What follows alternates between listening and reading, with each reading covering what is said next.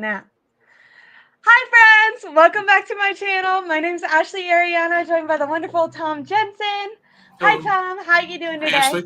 Doing great. How are you? Good. For everyone who doesn't know, we're starting a little bit later because the 49ers had their local pro day today. So I wanted to see if anything interesting came out of there. I know Terrell Owens' son was there, and then also kind of not local pro day news, but QB news. Kellen Mond was the guy throwing. Kellen Mond came out in that same draft that Trey Lance and everyone else did. Right. Chris Sims, who is like has matching tattoos with Kyle Shanahan, Yeah. literally Yeah. had A little weird, Kellen but yeah. Mond projected like super super highly. Obviously his career has not turned out that great, but I was just listening to an interview he did. Do you think I'm just coming out swinging, but do you think that the 49ers might, depending on how he did, be looking to bring him in as a camp body? I think I was seeing They on could. Twitter some people being like, "Oh, like he's not better, than Josh Dobbs or Izzy or whatever." But I think what people don't understand is actually on the 90-man roster, the 49ers usually do keep 4 QBs, so it's Right. possible Right. to have And that. so it's possible that Kellen Mond could be that fourth guy, and they could pick up somebody late in the draft or undrafted free agency. But they'll have somebody because they always add a fourth QB, whether it's Kellen Mond or not. Who knows? But he got his opportunity today, and they How didn't did have you enough feel about him? quarterbacks for their pro day, so the Niners reached out to his agent and said, "Can Kellen throw for us?" and jumped on it. So we'll see how he did. How did you feel about him coming out of the draft? Did you I have any didn't thoughts? think that he was anything to pay much attention to. I thought he had too Really? many weaknesses, but you never really know at quarterback. It's probably the most difficult position to project as far as Well, considering what are how you all going to do as the a pro. the But top yeah, picks it's ended up easy doing to that draft. say. Yeah, it's easy to say after the fact. Well, he wasn't that good. You never really know. There were some things. His arm was good, but it's just there were too many traits in terms of how he played the position that made me think that he wasn't going to be a starter in the league. Now, I was definitely attracted to his mobility. Also, I think that was around the time that I was getting, I would say, like transitioning from maybe more of a casual fan to into sports more Mm-hmm. and or into football more and like watching more film. And that what originally inspired me to do this was I like had landed upon this guy's channel, Jackson Kruger Sports, and he does a lot of like really digestible film breakdowns where he'll Mm-hmm. like spotlight a very specific player and maybe show a couple plays either from college or in the NFL or a certain game or whatever. But key is he makes them like very digestible. As long as you're listening and watching, he'll literally like circle what he's talking about. So it helped me learn some things Yeah. that I didn't Yeah. know. Um, but I mean, in general, I'm a very gullible person, but especially at this time with football, like not kind of getting delving that much into it like at that extent. He was a huge Killamon fan, so I feel like Okay. I like Okay. I gravitated to that, and I was like, oh yeah, like I think he'll be great. Um, which is kind of a little bit funny, but I will say I was a little when it comes to like spicy news from the pro day, I was a little bit disappointed. It doesn't seem like any of the players there, the 49ers have like super highlighted highly. No, but then usually this is more of just a chance to spotlight the local guys. Okay. It's if they don't get an invite someplace else, the Niners will say, okay, everybody from Cal, Stanford, San Jose State show up. And usually they will. And there's a strong contingent from those schools. And you Yeah. just see what they got. It's And and there I are will pro say, scouts from other teams. It's not just the Niners that people know that okay, they're going to be performing at this camp. I can go there and check them out. So it's and not and, just a Niner evaluation. and I did see Steph Sanchez, I forget the player, but she highlighted like the 49ers have brought in guys in from their pro day as more like practice squad guys. And so Yeah, yeah, it is a way that's the to focus. Is help that they're bolster. not looking at guys to draft; they're looking at guys for undrafted free agency. Okay, awesome. Well, transitioning into the draft, you put out an excellent article, as you always do, on Thanks. SI.com talking about should the 49ers trade up? Should they stay put? Or should they trade down? My initial reaction is, Tom, they cannot trade down. I'm going to riot. I don't even I feel like that's just like a conversation starter. And I'm like, I Okay. don't even want to engage. No, they finally got a first round pick, but it is kind of funny. And I think the reason that that's even a question is because, yes, after all these years, they finally get a first round pick, but then you notice, okay, well, it's pick 31. So it's not actually, this like coveted first round pick that you might think about. Actually, Yeah. in order to get one of those top guys, you might want to be, in the top 20s. But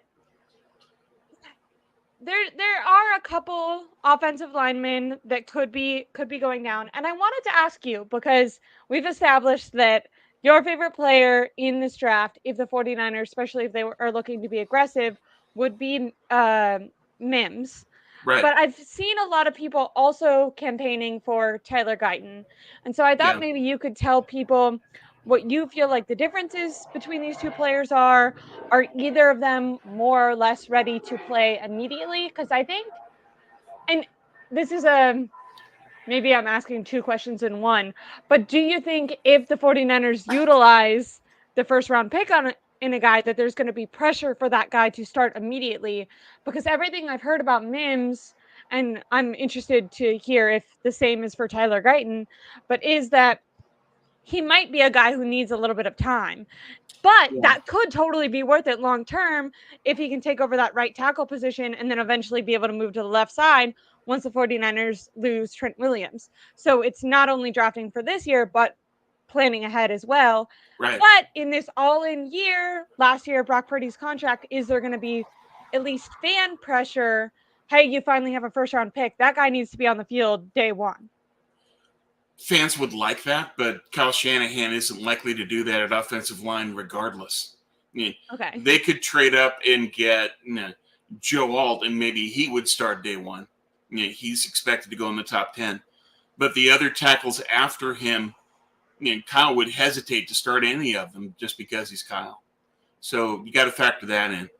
I think that all of them, the top six that are rated as day one starters, would be capable of doing that. It's just a question of whether Shanahan would let them start. They'd have to prove their way in camp and in the exhibition games to prove that I belong on the field now. That's what the fans want. Is I want somebody to get out there and start. I don't want a pick of 31 and then redshirt the guy and we don't see him for another year. I want this guy to play, and that's what everybody is hoping. And I think that Especially that's it's true in for this the top all in six year. tackles. It's Yeah, an yeah. all in And if you're year. going for the Super Bowl, then you need that. Now with Mims, what's his timeline? He's only played 8 games, so he doesn't have the ideal number of Sure. reps for a season. But when he has played, he's been very effective. He hasn't given up any sacks. He's physically dominant. He does everything well. And so when he does play, he's great. And so the question is, all right, will he stay healthy? That's the risk.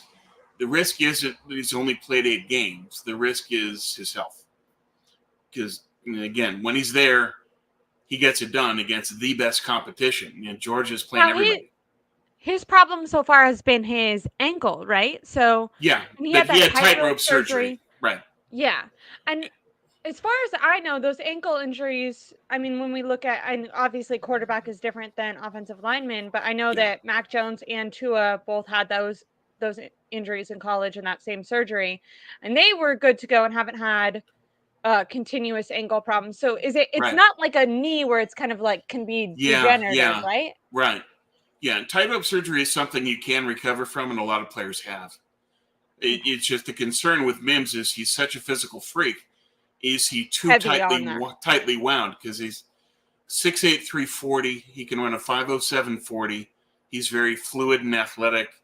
He's powerful, but he plays really low in terms of his leverage on the field, and so that puts a lot of pressure on the connective tissue, knees, ankles, and that can be a problem. And so long term, you have to evaluate the medicals on Mims. But I think that if you think he can It play is and a remain scary healthy, risk. it's a risk.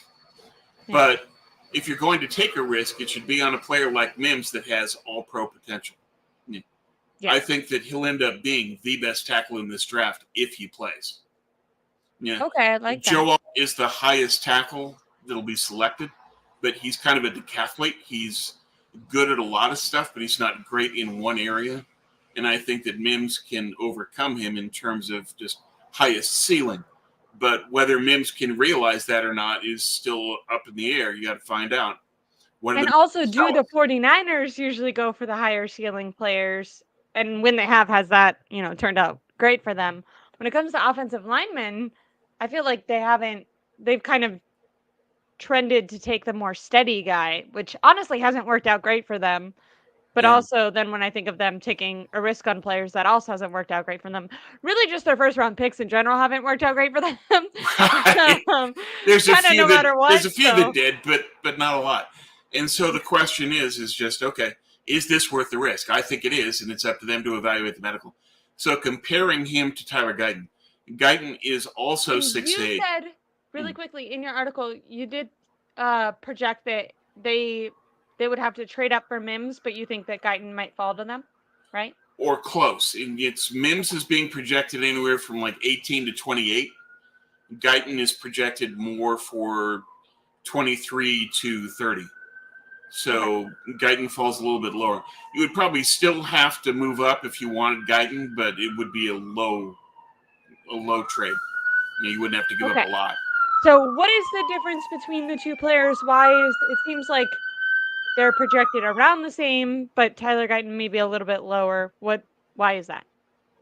Guyton he has the prototypical frame size. He's 6'8", but he doesn't have power. He doesn't have technique. He plays too high. He waist bends. And tackles that waist bend, the Niners haven't liked. Last Oh, year, you if you want him to remember, kind of get you low, know, Blake get Freeland low, from get low. BYU, 6'7" tackle, another waist bender, they didn't take him. So that could be a bad check mark against Guyton, is that he's also a waist bender sometimes. He needs a lot of technique, but once you get him coached up, then he's got the physical potential because he's got the frame, he's got the size, he has everything you would want in terms of just 6'8", long arms, good feet. He has the basics physically, but technique wise, he's not there yet. So he'd be a project. He's a red shirt. Was he Mims, the on one the that you other were hand, talking would be about? somebody that He could start right lost. away. Was he the one that you were talking about? Lost a little bit in the at the pro day or Senior Bowl or No, something? Suamataia is the guy that Okay. got beat in the practices at Mobile. Yeah. Yeah. He's Yeah. also got he's got a lot of power, a lot of great tools because he was a 5-star recruit when he came out of high school, so that's highest level athlete. Oregon recruited him, but he couldn't see the field, and so he transferred to BYU. And then he Yeah. didn't That dominate. scares me. Don't And get that yeah, guy. right. And then he dominated where he didn't. You've got a guy that's a 5-star talent that can play for Oregon, goes to BYU, and he doesn't dominate in the Mountain West. That's a red flag. Yeah. I don't like that at all. Yeah. But okay. So sorry. I was getting Guyton and Sumamante is how you say his name. Suamataia. Yeah, There it's we a go. mouthful. Confused. Sorry. But you said that with Tyler Guyton, he is better in pass protection, or That's Jordan Morgan. He's the third one of that group. He's from Arizona. He's very good in terms of his competitiveness and his athleticism, but he's better in pass protection than the run game. And so what he does really well is he'll lock onto his man and stonewall him. And that's exactly what you want in terms of pass pro. But in the okay, run how come he game, isn't mentioned much? yeah. But then for Morgan, in the run game, he'll pivot, create an angle, and then lock onto his man and stonewall again. He doesn't drive a guy off the line. And that's Okay. what the Niners want. And so if you say that what's Kyle Shanahan's preference, he's going to say, I want a run blocker first, and I want a run blocker that's going to drive a guy off the line. And that's not Jordan Morgan. So I don't think that they'll take Morgan just because of what Kyle prefers. Can I ask you a question? Sure. So you had written down that Guyton, although has like good size and stature and all that, Yeah. plays too tall, lacks power, and needs to work on his technique. I'm curious because Mims has had little playing experience. Um, is there enough like data to compare the two? Like, does Mims have better There's some, technique in the games yes, that he has played? yes. Well, there was tweets on Twitter. Let me look this up. Hold on a second. Bear with me. Brett Coleman. He said pressure percentage allowed on non RPO and non play action pass pro. Amarius Mims 0.9% pressure allowed. That's very Tops good. of any tackle. Very Tyler good. Guyton, by comparison, 3.7%, so nearly 4 times more. So it definitely feels like if the 49ers notice the significant difference that we have, that it might be worth it for them to trade up from 31. If they can trade up into like 24, 25, do you think that Mims If might be Mims there? will fall that far, there's been some people that are moving Mims back up their boards. He's in the teens in some. In others, he's 23, 25. Sure. One had him falling to 30. I think that it's more likely that, I talked to Lance Zierlein from NFL.com. He said that he thinks Mims is 20 to 28. And so within Okay. that, if it's the top end of that from like 20 to 24, it would be the first and the second round pick, maybe a little bit more. And if it's lower, then it can be the first and the third, or at the bottom end of that range of first to fourth and fifth. So there's a variety of things you can do. It's just a question of what do the Niners really want to do. They did talk to Mims at the combine at Indy, so they had a formal interview with him, Ooh, and so that's they probably are pretty interesting. interested. They don't have a 30 visit with him though, so we'll see what happens there. Okay, I have a second question for you. So when we look at not just the 49ers, but NFL teams in general, it tends to be that in the first round and even in the second round, teams will go for players of need a lot of times, try to get maybe the best player available at a need. Right. Where later on in the rounds, it's more of a strategy to go best player available. Now, when you look at the 49ers, they've definitely had a lot more misses in the early rounds than in the later rounds. Um, do you think it would be smart for them to stay put where they are or to go attack a guy? Like, is it worth it to be aggressive in this case? I think it Especially is. in a draft like this, which seems to Exactly. be much different than previous drafts and maybe even Yeah. than drafts to come. Because this draft is really rare. It's going to set a record for the most tackles taken in the first round. That's Okay. a wide expectation that that's going to happen. So if you have a draft like that, then you've got players that can truly take over for Trent Williams. That you've got the rare draft where you've got somebody that actually can take his place. And therefore, I think you should go up and get him. And me being me, I always draw from Walsh. The Niners won the Super Bowl against Miami. What did they do in the next draft? They traded up to 16 to take Jerry Rice. There Yeah, you if you go. know what you're doing, if you know who you're targeting and why, and you really believe in that player, you can be rewarded by going up. But you need to do your research. You need to know exactly what you're getting, and you need to picture what he can do for you. So, the identification of exactly what you want, who you want, is critical. Now, I did see on Twitter, and who knows how much these things are true, but it's that Niners and News 24/7 site. They have like 70,000 followers, and they put out like a breaking news. There's been a report that the 49ers are calling and asking around, trying to trade up into the teens. So this is much higher than even you and I have kind of talked about if they wanted to Right. combine their first and second round pick to get to the somewhere in the 20s to get a guy like Mims or to get a tackle. Now, do you think one, if they did that, that they would go after because it's been rumored that they would go get the tight end that's been compared to George Kittle, or Right. if they get up into the teams, when I first heard that, why would they not go get one of those immediate starter top 5 tackles? So Because 2 questions. Do you think that they also like in order to do that, wouldn't they have to trade Ayuk probably? Like how would they get up to the team? maybe, they could do it. It depends on what the Okay. team's willing to do. Is that you can trade the first and second round pick, and that can get you into the teens. first and second, just say, here you go. But it depends on the team saying, okay, is that a value to us or not? Maybe.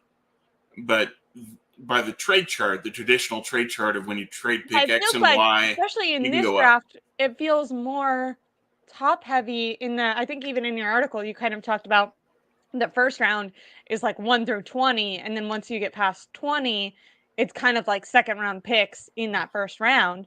So Right. it does And there's seem a ton weird of that them. a Yeah. So if you weird that a group team them, would it would be be, willing right. Sorry to to talk over. give that up. No worries. Yeah. So the first half of the first round is where the actual first round players are in terms of how teams evaluate them and say that this guy's first round, absolutely blue chip, best player. Historically, he would be a first rounder. These guys are great. Then it starts to fade. By the time you get into the mid 20s, you are now in second round talent. And with this draft, there's a ton of second round rated players. And that's why you would trade down, is that from 25 to 50, it's who do you like? But basically, those 25 players are rated very similarly in terms of how you would grade that player out. And that's why you would trade back, is that I don't need to take this guy at 31 when I can get the player I want that I value at the same level in the 40s. Now the argument That would is be if the you get thinking. him in the first round, you have that extra year, right? Depending Yeah, on yeah. what kind of And that makes a lot of difference, especially at quarterback. And that's why yeah. teams might trade into the late first round for a QB. For the Niners, it's Yeah, something they have Michael to Penix and consider all those guys, too. right? Yeah, Yeah, yeah, that and makes Bo sense. Nix. But so we'll see how that plays out. But for the Niners, it's basically if you trade up, you're getting a real first rounder. Now, would they trade up for Brock Bowers? I think they would, because we have to approach Can you this the tell way people about Kyle would. Brock Bowers who maybe haven't heard of him? He's a tight end that does a lot of different things. He's a Swiss Army knife for Georgia. He carries the ball. He can get plays where he's set up as a wide receiver, as a tight end. He's got natural ball skills, and he's a good, not great blocker. But most of the comparisons that are drawn on him say that he's George Kittle. And so if we look at this draft the way Kyle would, he'd say, okay, George offense Kittle is a great first. blocker. Yeah. But he became one. It's Kittle That's developed true. that. And That's true. Bowers is the same way, where he's at a good level as a blocker, but he's not elite yet. But Yeah. he's got the skills to do it. And so the key with Bowers is he can do everything. It's kind of like Kyle is going to be attracted to having a weapon that can be a chess piece that he can use in so many different ways. That's something that's really going to appeal to him. That just scared me. That the way that you describe that for some reason in my mind was like Jalen Hurd, and I got scared. Yeah, he's a little Not more. trying to put that on He's him. That's mean. he's more stable physically than Jalen Hurd. But yeah, but that's the thinking, is that if you're Kyle Shanahan, you're always going to think offense first, weapon first. And so, what's the weapon that the Niners need most? Tight end two. They've tried to use 2 draft picks last year to get a tight end, didn't work. They whiffed Even on this both. offseason. Yeah, and then this offseason, Brock Wright, and they don't get him. They got the guy from Denver, but he's basically a blocker. So if you went to Kyle Shanahan and said, "What's the one piece you need?" He'd say tight end two, and that's I why like he would that. trade up and go after Brock Bowers, because then they could have a 2 tight end set in the offense, and they could be more versatile. And as Bowers' blocking improves, then he can become more of an asset that way. And as George Kittle begins to decline, then Yeah. Bowers can take over. So That that's is the absolutely. thinking. But Yeah. fans, I Using think, our would own still be logic. disappointed, though. Using Because our fans would own say, oh, logic boy, made we're moving up to 15. We're going to get a tackle. And then the San Francisco 49ers select Brock Bowers, tight end Georgia. But I think that's possible. I really do. Because if you I look at it the way wonder. Kyle would, he'd say, I want Yeah. Bowers. And I wonder if that's actually not bad. Like using our logic. I mean, I think it would be bad because I think you need to take advantage of the tackle class that they have. I agree. However, like just grading Brock Bowers as a whole, I think like and the 49ers targeting a guy like him, if they are looking to extend Brock Purdy, having more weapons that can really maximize that middle of the field, that can also eventually help with blocking, and then using the same logic that you and I were just doing with Mims, eventually being able to take over for Trent Williams. Now, I'm not, trying to write George Kittle off the team, but I think you're right. Like how lethal would George Kittle and Brock Bowers be on the team for as long as that was possible? And then when George Kittle does get healthy, you actually have a serviceable tight end to take over for him, because the 49ers have not had that, for if George Kittle misses games or even when he gets older. So really having a guy Right. that could potentially Right. take over long term would be Would be huge. potentially a really great asset, especially if they do look at Brock Purdy as that franchise guy. And you and I have also talked about, the importance of extending Brandon Ayuk and kind of getting a core that's going to grow together. So maybe Yeah. in that way, I would reflect positively on that sort of Yeah. trade Yeah. up to get Brock Bowers. But I would definitely be um, like locked in to see who they were getting next, because Yeah. No obviously question. we've Yeah. seen, in the most critical moments, it doesn't matter how good your weapons are if your offensive line breaks down. So it's kind Correct. of like a push Correct. and pull there, where Yeah. I, in some aspects, can understand the logic and even appreciate it, but then in other ones, the more, you know, traumatized fan in me is like, can you just fix this one area first, please? So Yeah. Yeah. Well, and fans are rightly focused on the line of saying that, can you please finally address this? Because especially after last year where they didn't even pick an offensive lineman, everybody's on pins and needles saying, please get an offensive lineman. And so if they trade up to the mid first and then they take Bowers, I think that fans will be shocked, disappointed for like 5-10 minutes. Then they'll hear analysis on it and get then they'll around buy it. into it right away. It's Bowers makes sense because he could start as if they want to open with a two tight end set. He'd be a weapon for them. He'd be somebody that would work really well going forward long term with Purdy. So it checks all the boxes to do that. It's just that, okay, but you still need a So tackle, a guard, and a center. is he a little bit more of a sure player than some of these offensive linemen that we Yeah, are projecting more off traits? yeah. That part would be good. Bowers is more solid. That he has far less risk than Mims, for example. Yeah. That doesn't mean that Knock on Mims won't wood. end up being a better 49ers are player, gonna but Brock it's Bowers never just, gonna they're gonna draft him. He's never gonna play. Mims is gonna go be an all-star on a different team. That's what's well, we don't we know that, predicted but it here. I think that Bowers would really, he would be optimized with Shanahan as his coach in that system. He'd be able to use Bowers well, and so that would be the Now, appeal. Is that when I heard mid-teens, that's when I thought, okay, he wants Bowers because that's where Bowers is possibly going to go. He might go 10. There's a lot of people saying he's going to go to the Jets. And if he does, then if the Niners still go up to the mid first, now they're looking at tackle. the Jets gonna be good this year, you think? It just If Aaron all hangs Rodgers on can if stay Rodgers healthy, yeah. But interesting. But I everything feel like depends on even if him. he's healthy, he's like old now. But I don't Yeah, know. Maybe it's yeah. just like scarred in my mind his, last season. I just feel like Robert Saleh might be on his way back soon to the 49ers, Could depending on how could that be. goes. But it does feel like they are building. I mean, they have a good defense, and when you just talked about adding Brock Powers, they already have obviously a great wide receiver over there. Um, but you got to get the quarterback position right. This Yeah. isn't a Jets show. I just trailed off thinking about how the 49ers might get a new defensive coordinator next year. Because I They don't know, could. they let one go after he was third in the NFL. So pressure is on the mixture of Brandon Staley and Nick Sorensen this year. Yeah. um, but really quickly, back to trading up into the teens. What do you assume that it would take to get up there? Because I suggested that I think that one of the only ways I can see that happening is if they did move on from Brandon Ayuk, which then I can definitely see, like earlier I was saying, oh, we could see fans getting around it if they do end up going tight end. If they get rid of Ayuk to do it, I think it's the wrong move. I think Me if too. they're redoing their core, keeping Brandon Ayuk, keeping Brock Purdy, then getting a guy like Brock Powers, I'm in support of that. If you have to get rid of Brandon Ayuk to do it, I do not agree with that. So, what are some Neither. I ways that they agree. I agree could with you trade up? completely that they need to keep Ayuk as part of a future core. That needs Yeah. to be the evolution of the offense is moving in that direction. It's easier to make a trade with Ayuk, because teams will want him because he's that good. But they can make trades with picks alone to get up that high. Yeah. A first and a second will get you to about the middle of the draft. So they could do that just with picks. They don't have to use Ayuk. It's just easier. If you said, here's our first round pick and Brandon Ayuk, people would be interested in that. Or here's our second rounder in Ayuk or something like that. But they can make the trade and keep Ayuk. They can do both.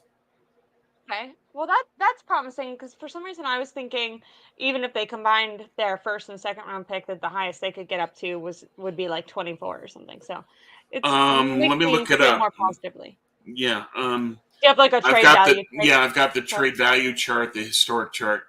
So if the Niners combined the first and the second, that would be 876 points, which would take them to the Rams at 19. Not that they would trade with the Rams, but it gives you an idea of where they could go in the draft. And then they could add more if they need to. Because they've got 3/4, they've got 2/6. There's other things they could add to keep going higher up.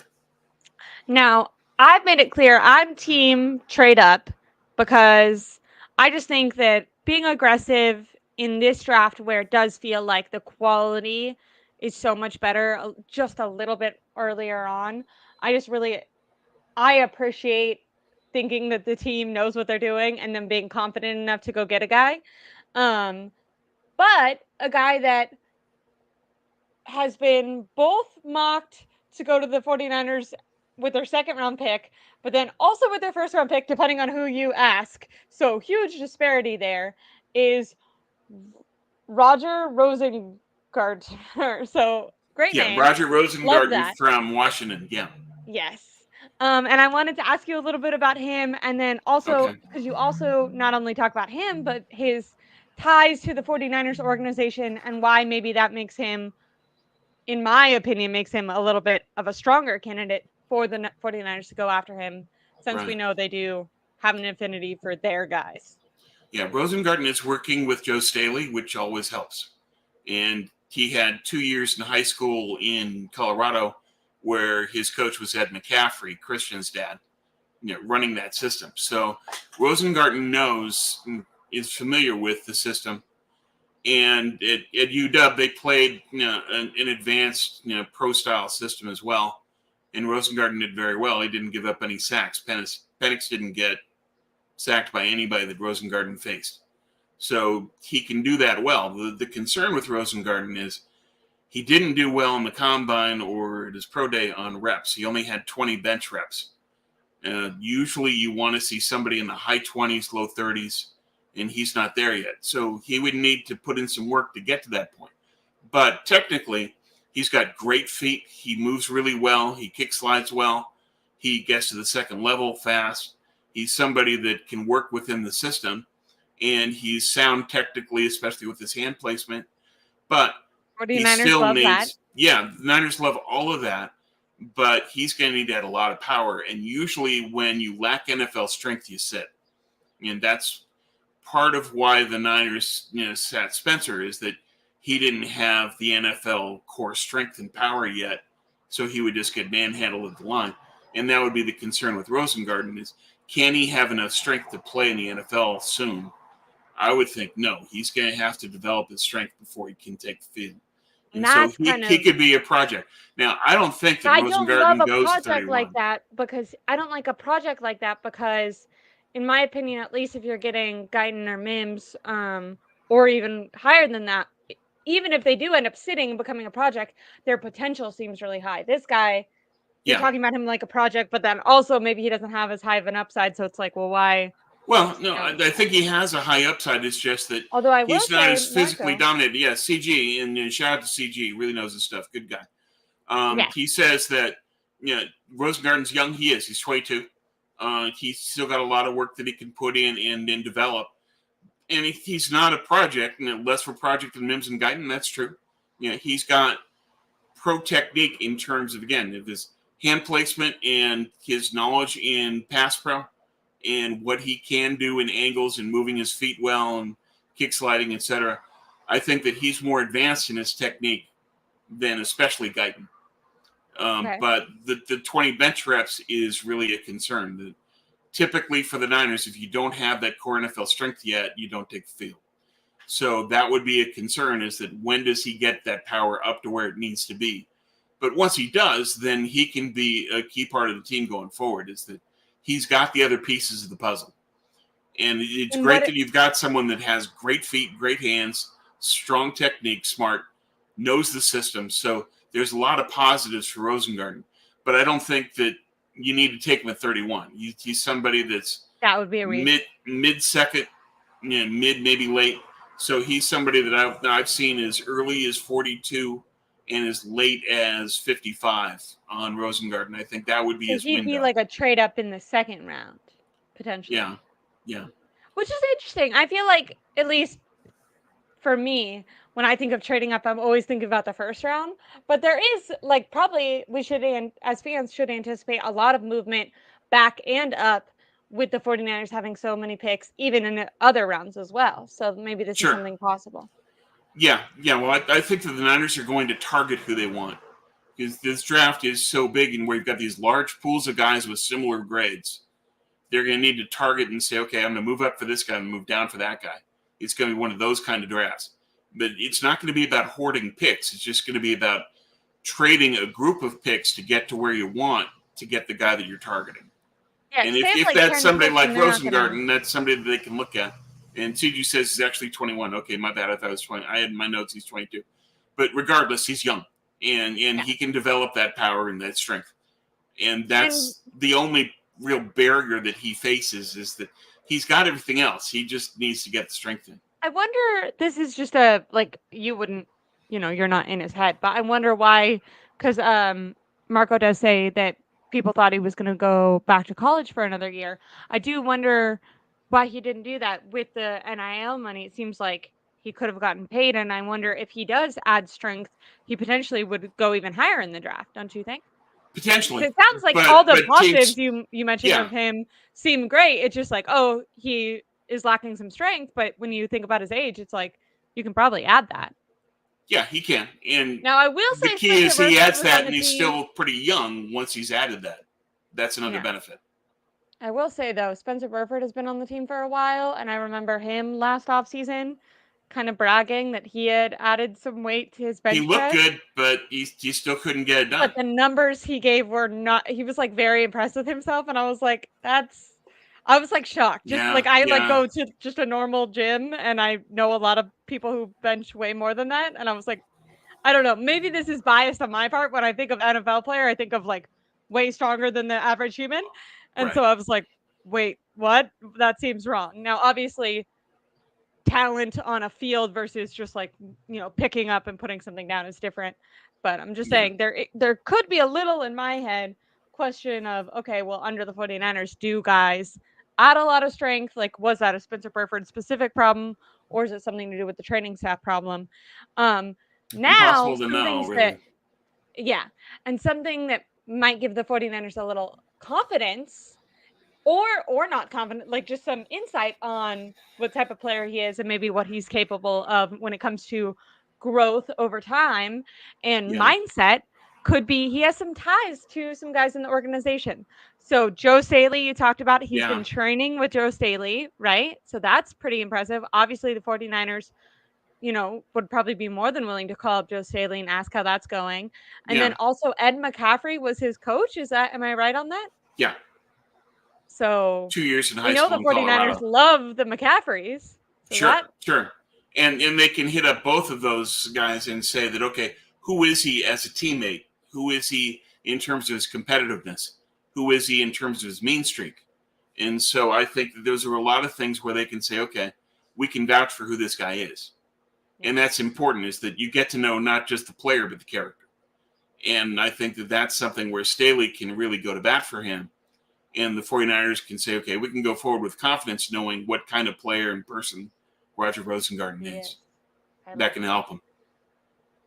Now, I'm interested just to bring up his comment, just my dad, because he's watching. 49ers need to look at players in the second or third rounds. There have been plenty of sleepers in those rounds also. Sure. Now, I do agree. Now, but I will say, and this is an original thought, I'm stealing this from, I think, Rob Stats Guerrera, but I heard it earlier, where potentially in those middle rounds, there might be like less talent than normal the last couple years and even moving forward.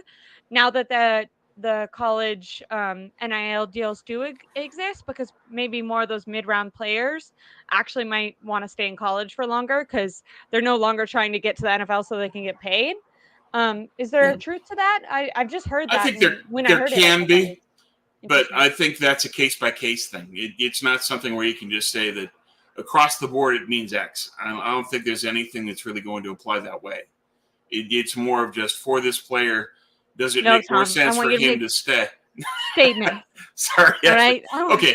Definitively, Hard and fast, definitive. this. Yeah, I would think that for some players that's true. That if you're on a team in a big market and you've got a little bit of spotlight and some juice to you and some buzz, that it might be better for you to stay and you can define where you go and when.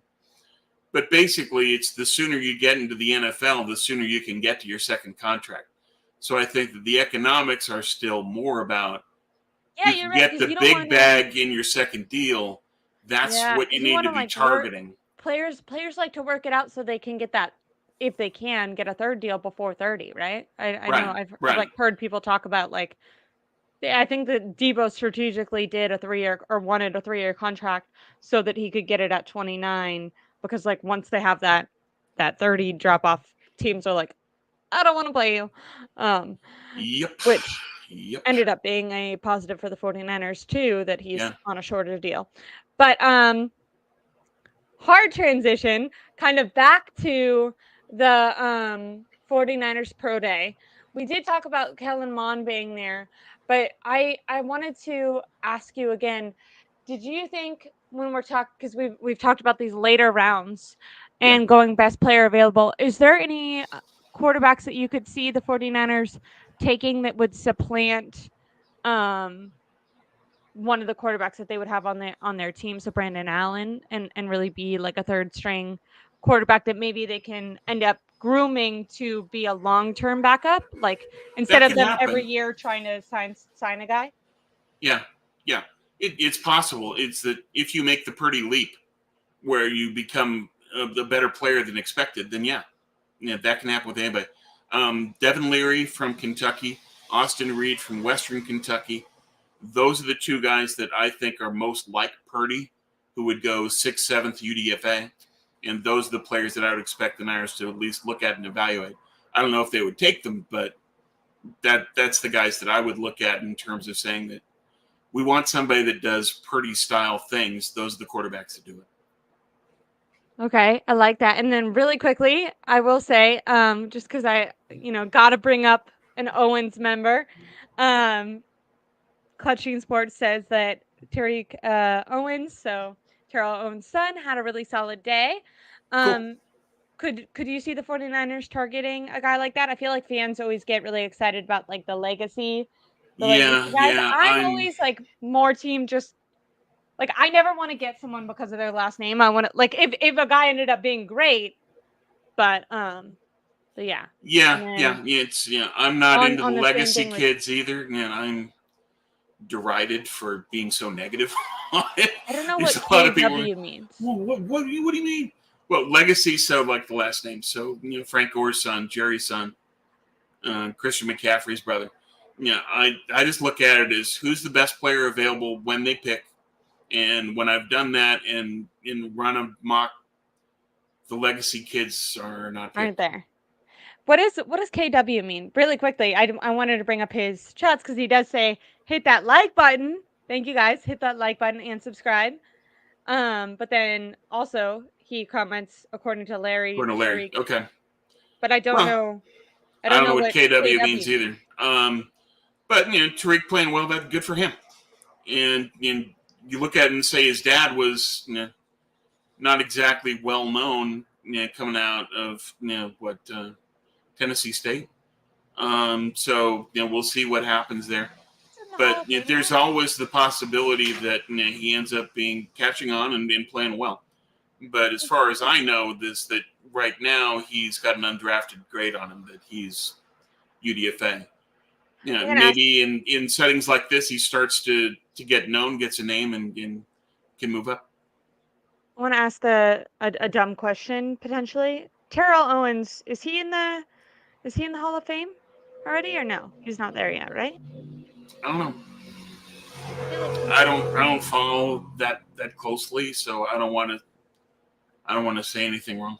I don't think he is, but I'm team he should be. I know that a lot of people, because of his attitude, He's earned feel it on the like, field, and that should be it. yeah, He yeah. should get I in. that's how I feel too. Can I ask you? This is very off topic, but I was arguing with my friend about this. I think that Barry Bonds should be, and so I mean, this is left taking a left turn, but I think Barry Bonds should be in the Hall of Fame. And my friend was like, "No, he cheated," and therefore it was like taking away opportunities from guys who potentially could have broken records who Yeah. were younger or whatever. And I do understand that, but I feel like, and maybe this is one of those things like two wrongs don't make a right, but I feel like there are guys in there who at least are heavily rumored to have done steroids. And I just grew up when I was on my mom's side of my family. A lot of times she would travel a lot, and I would stay with a babysitter, Karen, and she was like the biggest Giants fan. And this was during like Barry Bonds like heyday, and I just remember Okay. like the amount of attention I feel like he brought to that sport was crazy. And I just feel like for that to not be recognized is kind of Well, crazy. it is recognized in terms of the record books, although it has an asterisk next to it. Yeah, it's for me on all of these people, drug cheating. My favorite sport is track and field, and so I take a Okay. very hard line I ran on. Yeah, I ran if you're a track drug in cheat, college. goodbye. So my point on all of these folks I should have done drugs. I was that bad. were drug Not like cheats is bad, that but you know. yeah, my answer to all of these folks, Barry Bonds, Roger Clemens, Pete Rose, etc., all of them, Out you of can here. you can get in posthumously only. That's the way that I do it. Is as long as you're alive, you can't get in. Yeah, you have to live with But the shame and the guilt. afterwards, we'll Okay. consider you then and only then. Okay, I like that. I like. Deny See, them the I wanted knowledge you to that they have were in the Hall of Fame, I but put them wanted in you to have a hard posthumously. Okay. stance. I wanted you to have a hard stance on something, and I brought it out of you. So look at Yeah. that. Well, there you go. Really quickly, I wanted to get to some. I did say this. I don't know if you heard. I ran track in college. I was not. I was like one of the people they took like pity on. Like I didn't even do most of the Oh no. races. Like I Yeah. was like on the team, so that was cool. And like I got to tell people like, oh, I'm on the team. But then like if my dad or someone was like, should I come watch you? I was like, no, you shouldn't. Because either A, I'm gonna Oh be wow. last, or B, I don't even like qualify good in it. Like they just Yeah. need You a certain can't amount even of players. compete. I'm the Right. Kellen Mond. If they end up Okay. signing, I'm Kellen Mond. I'm like, Okay. okay, I guess you we needed someone. And I always did the like 400. So I was last on Okay. that. So first of all, no 400's one wants to brutal. do the 400 in general. So like No. you're No. you're already more likely to get on the team, and if you're doing the 400, if you're bad, because like so many people don't want to do it. But even out of the people who want to do the 400, I was still last out of them. So Okay. it was Okay. Well, it was a 400 lot. is one of the toughest races in track. It's brutal because Well, you have to sprint the whole way and you die, and you have mhm. to figure out, okay, how do I deal with death when I still got Yeah. 150 meters to go? And I It's feel like hard. I I was did a distance everything. runner. It was easy for me. I feel like I did everything. I love distance running. Um I started my like running journey in when I was at community college in San Luis Obispo, and I swear to God, like we saw the most beautiful sights, like running all over Montana de Oro. For people who don't know, it's just like it's Oh, a beach where the rocks are like it literally looks like aliens. Like it's unlike any ocean rock that I've ever seen. It's so yeah, beautiful and up it's in the just hills. breathtaking. Yeah, Yeah. yeah. The best Um sights I've ever seen in my life have been running. yeah. The Santa Cruz Exactly. Mountains, 'Cause you like get to places that you wouldn't San Diego. otherwise like go to. Yeah, yeah, yeah. I Right, love that. and you see things that you wouldn't normally just because you're out in the hinterlands and nobody has access to them. But yeah, Yeah. it's just beyond beautiful. It's amazing. What's that? There's like isn't there in San Diego? There's like a hike that has like a little peak thing. I've seen it. I remember like Yeah, on Instagram seeing. I've always. I feel like San Diego is beautiful. I went there when I was getting into UCs. I got into UC San Diego, so I like toured the school. My dad and I nice. actually drove down there, and I remember we like It's a spent great all day campus. walking all around beautiful campus. But that La Jolla area, Oh, phenomenal. it's It was like stunning. 8 Yeah. p.m.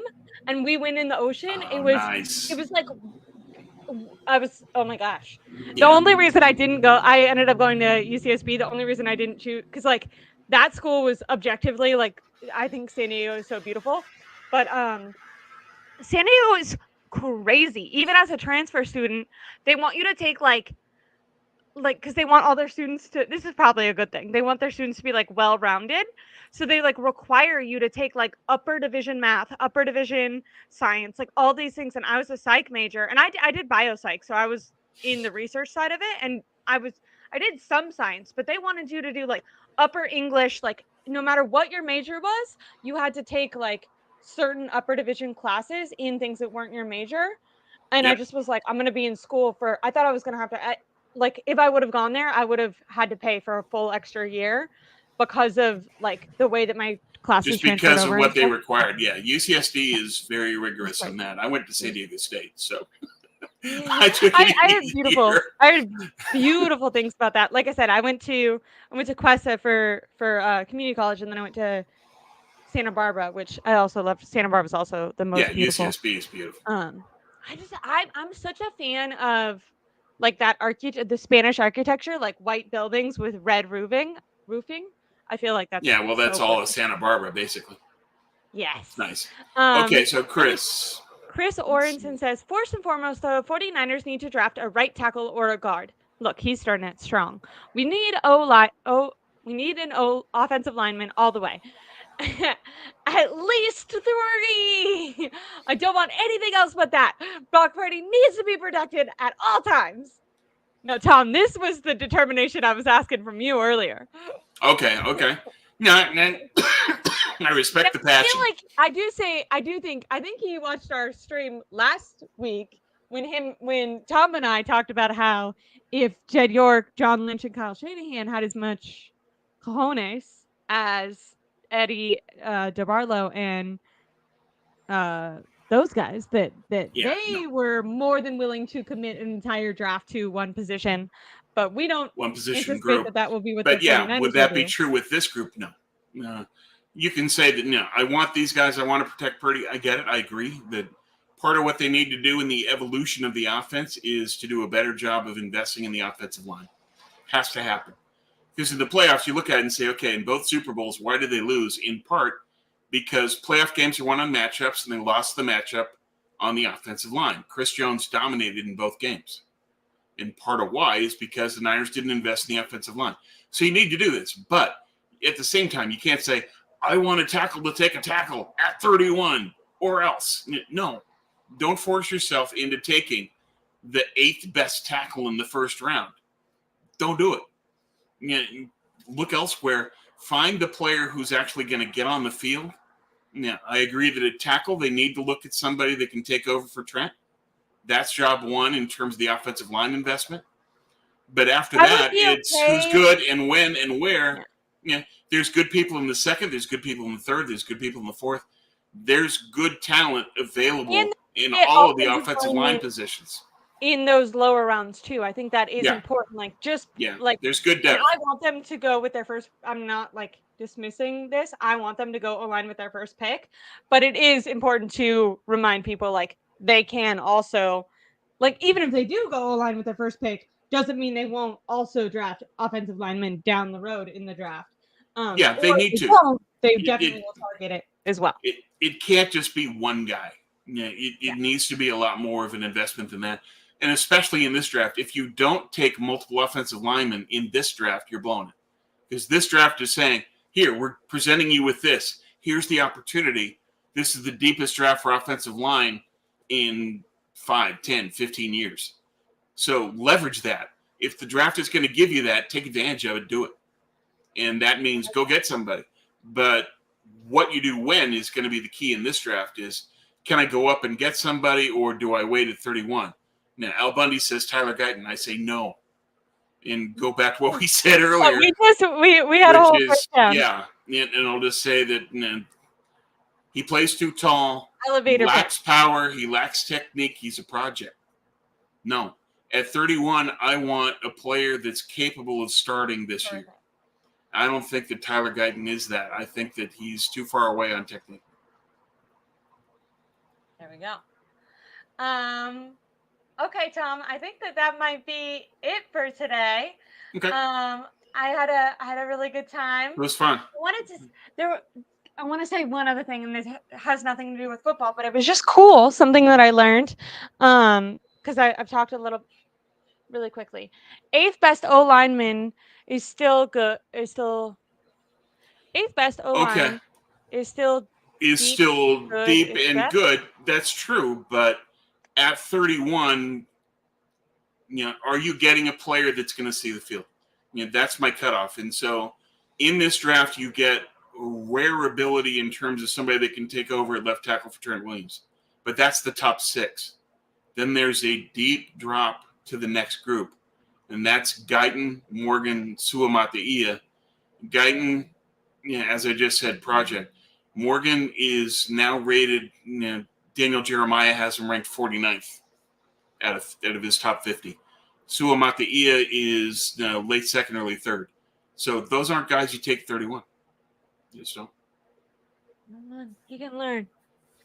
I like how this is almost as much as quarterback controversy. O-line controversy, baby. Yeah. I didn't know when I brought up the Mims versus Tyler Guyton. I didn't know it was going to be such a war of words. Everybody is committed to their position. I found that the fan base is saying I'll that be there's happy a lot if of the people. 49ers get an offensive lineman that can end up starting at some point this year. Yeah, but that's only the top 6. At tackle, that's just the top 6. Not the rest of them. And that's the problem with Tyler Guyton. Now, 8th best OL is likely top 2 to 4 in last year's class. Yeah, and next year's class isn't good. That's true, too. Yeah. But at 31, my barometer is, will they see the field this year? And that's my question on Tyler Guyton. My answer is no. He needs power and technique, and he plays too high, and he's a waist spender. Yeah, that's a lot to overcome. Not a waist spender, Tom. Not a waist spender. Now, Suamataia, I've seen as low as 3rd round. Most of the mocks that I've seen have him mid-second. But again, is that someone you take at 31? No. As I talked with Unless you want that extra year, right? Well, you could want the extra contract year. That's true, but do you want to drop basically half a round to target Suamataia? You're taking a player at 45 and you're taking him to 31. Is that smart? Probably not. I am interested if it is. I don't know the age of Suamataia. Or Tyler Guyton, or I know that you said Tyler Guyton is younger, but I could see the benefit of taking a guy like that at 31 in the 1st round. If they are younger and you anticipate that it'll take them a year to get on the field, then they do need that. Maybe that extra year is then helpful. Now, right. I'm with you. I'm team, no matter who it is, if there is a guy that you can trade up, I don't think you need all 10 picks. But no, you don't. Yeah, and so Marco's saying 100% I'd take Suamataia at 31 all day, every day. I don't any day, anywhere, anytime, period. I don't like Suamataia. Here's my issue. 5-star, goes to Oregon, can't see the field. Goes to BYU, doesn't dominate. Goes to Mobile, and my conversation with Zerline. He got beat technically. He lost on technique to people that were more powerful or more quick. And there were times when Suamataia won at Mobile. There are times when he lost. But when he lost on technique, power, and speed. And the question with him is, okay, he's got 5-star tools. No one questions that. He had 31 bench reps. He has great speed. but he's never put it together technically. Yeah, and we've talked And so about he left you don't want to fall for Oregon. traits He as left. much. You know what I mean? You don't want to fall for pro day numbers as much as you do. Yeah, What they've it's put on the just, field. I look at the testing, but I still come out and say, what's the career narrative for Kingsley Suamataia over his 4 years? And it's he hasn't put it together yet. And so if he hasn't put it together in college, why is he suddenly going to put it together in the pros? Especially when you look at Mobile and you say, how did he get beat? When he got beat technically. He got beat by players that have I feel the like that's same level of physical talent, that they're either stronger, faster, whatever. But Kingsley hasn't put it together. That's my issue. I don't I take him. also feel Sorry. I know some people love the guy. And I look at the I tools also and say, feel like absolutely. But then I look at the technique and I look at the career and say, I got questions. and if we look at the That's me. 49ers and Kyle Shanahan and what they like, I do think that they tend to be people who, and whether or not this is right or wrong, I'm not saying, but just when we look at how the 49ers have moved, I feel like they probably prioritize technique even over attributes. Yeah, yeah. Well, they're going to want to see somebody that does what they do well. And Yeah. so, does he have good feet? Yeah, he's quick. Does he have power? Yes, he can drive people off the line. But his technique is a work in progress, and it always has been from day one.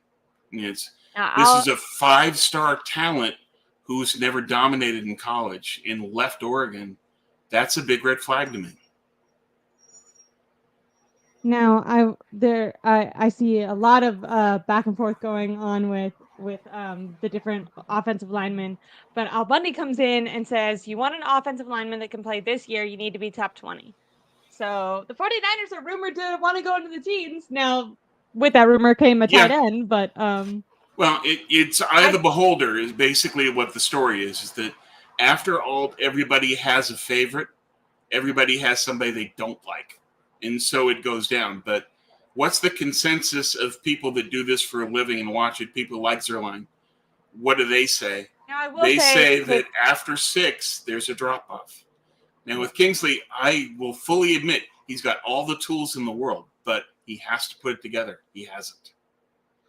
I will say, knowing absolutely nothing about like college football, the guy who transferred from Oregon State to then BYU, I'm just not a fan of. I feel like that's a problem that the transfer portal kind of like started for the NFL is you can be unsuccessful somewhere and then transfer somewhere else. And to me, I'm like, well, if you can't be successful in one place, like, why do you think you can be successful in the NFL? Well, more of Or an at least to the opportunity level that because we want them to be. Oregon is a top 20 program, and so it's tough to crack that group of players to get on the field. I get that. But with your first round pick, you want someone who would have the But yeah, ability to crack if you're a first round talent, you should have cracked. And early in his career, he didn't. Yeah. Kingsley had a lot of those physical tools in high school because, again, 5-star recruit. So everybody knew that he had the tools. He always has. But it's just, if you couldn't crack the field in Oregon and you didn't dominate at BYU, why am I suddenly supposed to believe that he's going to be great in the NFL? You can look at the numbers, and the testing numbers are off the charts. But we always knew that. He always had the physical tools, but he hasn't put it together. Now, he could get just great coaching with the Niners. Forrester could put it all together for him, and he could be huge. But we'll see. It's just, I trust Zerline just because he was there and he saw every rep. I didn't see every rep. I saw film where Kingsley won and where he lost. And where he lost, I agree with Zerline that it was due to technique or due to a player that was physically more gifted, be it in power or speed. And you don't want to see somebody that's a 5-star that's losing on physicality. And the technique stuff is just, to me, that's my issue. Now, whether the Niners have that issue or not, we'll find out. But to me, I don't think that Suamataia is the right choice for them. I get the upside. I get that he could be a left tackle eventually. He's got as much as anyone in this draft physically. But the track record and the history say it's still a risk. I don't know if this is fair, but I would hope that whoever the 49ers get with their first round pick, and maybe once again, there's a difference in having a top first round pick and lower rounds, but I would wish that the 49ers could get someone where it's just like across the board, everyone agrees this is going to be an incredible player. It does kind of suck that it's like, oh, they finally got in the first round, but because they did so well last year, getting all the way to the Super Bowl, we're still having these arguments where it's like it could be a boom or bust Yeah. prospect. Yeah. Chris Orenson, we did talk about Yeah. Roger. Kuiper. Yeah, that's too early for Roger. Yeah, he's another guy But we did that give at our least reasons on why it could be possible. yeah, But but for me, I see him as a mid-second pick, not 31. But getting back to the point of Zerline, should we always trust these people? Should we trust Kuiper? No, we have to trust our own eyes. But I'm still going to take into account the opinion of someone that saw every rep when I didn't. But I know what I saw in the film that I did see. In the film, I saw that Kingsley won sometimes, but he also lost, and he lost for the reasons Zerline pointed out. I can't hear your audio. with that being There said, we go. everyone should like and subscribe to my YouTube channel because you guys know I have my eyes on the prize and watch every rep no matter what. I can tell you all there is to know about every player in the draft. I am a wizard. But anyways, I hope everyone has a really good day. I enjoyed this little back and forth debate. I'm gonna have everyone should like and subscribe to my YouTube channel because I'm gonna have Marco on Friday, who was joining us in this chat, and maybe he can give some of his reasons for why I'm not Kingsley. Is that his name? I'm gonna not butcher his name, but why he thinks he could be in the first round. So far, I've made this clear. I'm team trade up a little bit, target a guy like Mims. If you can even get better than that, that'd be great. I also did. I feel like I talked myself into the Brock Powers decision making sense. Yeah, it makes sense for Kyle.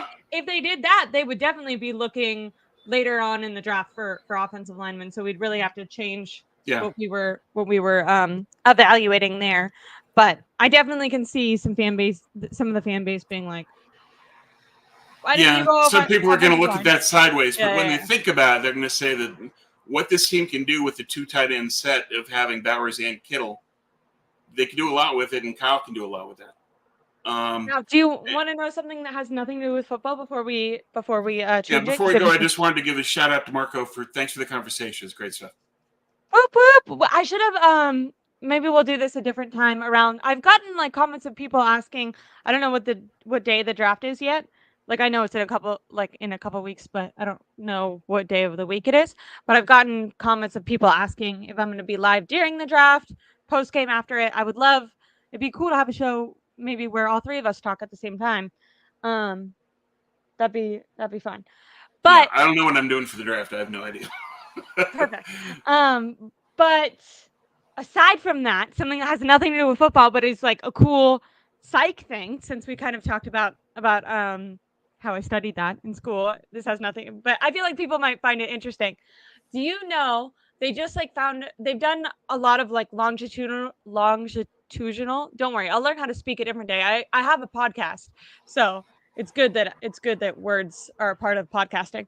Over a long amount of time, lots of researchers did studies on rats, which so sad, by the way. The way that do you know how they get rat moms to be abusive is they take away the rat's homes. That way the rat can't, and I worked in a research lab that like dealt with rats when I was in school, but I typed on the computer. I didn't do anything like actually with them. That was for the grad students.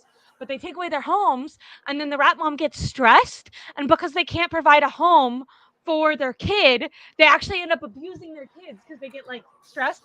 But anyways, so what the researchers did is they did this to try to test like PTSD and like trauma that's happened. So like they looked at like the Holocaust and like different. I feel like I'm going really sideways. I hope that your channel doesn't get taken away for talking about this. But basically, they found out, and this is pretty certain now because they've done like enough studies for long enough with this, that your embryo is actually exists inside of your grandma, not even your mom. Isn't that kind of crazy? Because and the interesting part of this is if your grandma suffered trauma or something. And they even showed this with rat dads too. So like what they did is they would like have a rat smell like a cherry blossom, and every time the boy rat like smelled the cherry blossom, they would zap him. And so then like eventually, much like the Pavlov's dog where he starts Right. With salivating, the bells and much all like that. Yeah. that, the rat start as soon as they smell the cherry blossom without even getting zapped, they get scared. And they found out that so like not just that rat's kid, but the next one, so their grandchild rat, who's never like they do it so they never have any contact. So it's not like the rat can like warn the kid. Like there's no like Yeah. communication going on. But that grandchild, when they smell cherry blossoms, are scared. Isn't that crazy? They're like heart rate racing. Wow. They So they've inherit that. shown. Mm-hmm. Whoa. Mm-hmm.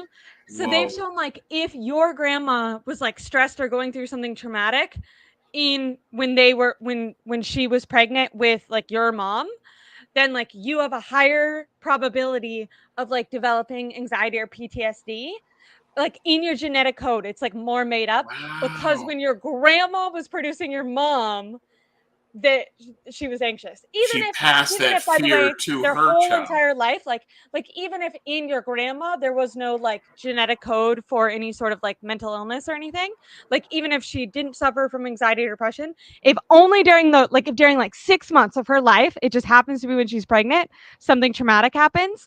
So they looked at like the Holocaust, the Vietnam War, stuff like that. Grandchildren of those people are like more likely to develop that because it's like in their genetic code. I just found that really interesting. Wow. Wow. Yeah. So there's an experiential link between a Mm-hmm. grandparent and a grandchild Yeah. solely on what they experience while giving birth. Yeah. In the solely what they experience Whoa. while pregnant in the Yeah, womb. during the I nine found that. months. Yeah, I Yeah. found that so crazy. And it's Unbelievable. like That's it's not amazing. just in it's not just in like utero of the grandma, because that was like initially the takeaway was like that whatever just your grandma's going through Yeah. would like So it's affect it. And hardwired for also, everybody going but forward. it's also in your grandpa, like like when he makes the like egg, the semen that goes into the egg, like it's the same thing. That's why they tested it, because people are like, okay, it's like a female thing that's like passed down, but no, it's actually it also exists. That's why they tried the cherry blossom thing with the male rats to see if it like affected their sperm the same way, and it does. And I just found that so interesting. It has absolutely nothing to do with Oh, football, but it's I fascinating. heard Yeah, that yeah. Well, later. I appreciate they learn something new.